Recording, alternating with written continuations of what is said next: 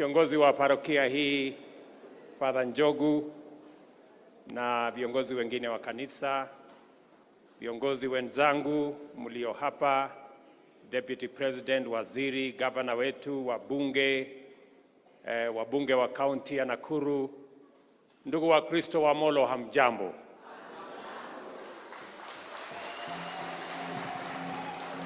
Bwana Yesu asifiwe. Mwathani agocwo. Ngai no mwega. Na hende ciothe. Asanteni sana.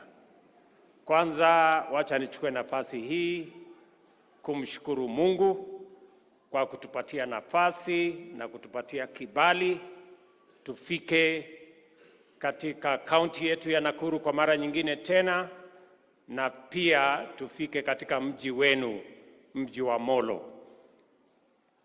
Wacha nichukue nafasi hii tena niwashukuru sana watu wa Molo, kwa sababu mnakumbuka mwaka uliopita tulikuja hapa kwenu tukaomba kura zenu, na nyinyi mkawa ni watu waaminifu, mkatuamini, mkatupatia kura zenu. Mungu akatupatia baraka, tukapata ushindi. Mimi nataka niseme asante sana. Narudia watu wa Molo kusema asante sana. Na washukuru mlitupatia MCAs, mkatupatia wabunge, akiwemo mbunge wetu wa hapa, huyu kijana KK, mkatupatia Governor Susan, Senator wetu, Mama County. Mimi nataka niwashukuru sana. Hawa viongozi wote mliowachagua, tumeketi chini na wao, nikiwa na huyu Deputy President wangu, na tumekubaliana na wao vile tutapanga mambo ya kaunti ya Nakuru.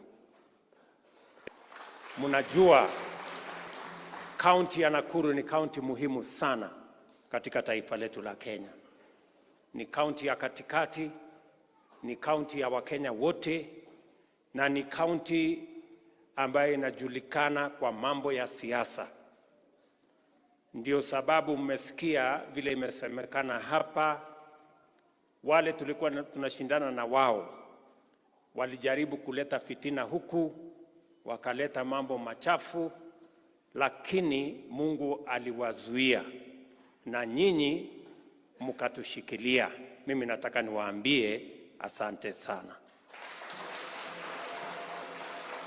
Vile niliwaeleza wakati ule ya kwamba tutatengeneza taifa ya watu wote, na tutakuwa na mipango ambayo tutawashirikisha Wakenya wote, na ndio tukaenda kwenye uchaguzi.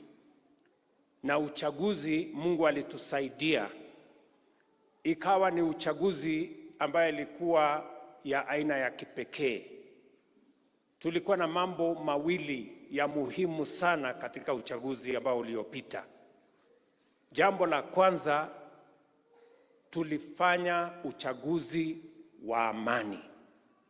Mimi nataka niwashukuru sana Wakenya wote.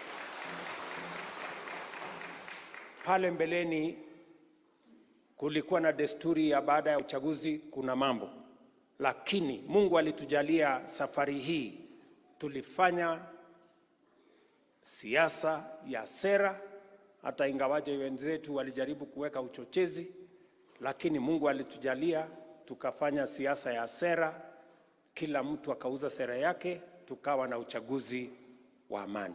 Na jambo la pili,